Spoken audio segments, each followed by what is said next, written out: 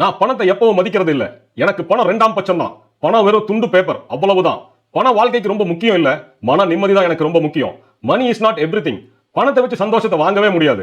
இப்படி எல்லாம் உங்க ஃப்ரெண்ட்ஸ் யாராவது சொன்னா அவங்க கிட்ட இருந்து தூரமா விலகி ஓடிடுங்க. ஏன்னா பணம் வெறும் துண்டு பேப்பர் தான். ஆனா அந்த துண்டு பேப்பரை எப்பவாவது குப்பை தொட்டியில பாத்திருக்கீங்களா? மணி மணி மணி மணி மணி காசே தான் கடவுளடா, அந்த கடவுளுக்கும் அது தெரியுமடா. பணம் வாழ்க்கைக்கு ரொம்ப முக்கியம் இல்ல. ஆனா நம்ம சுவாசிக்கிற காத்துக்கு அது சமம்.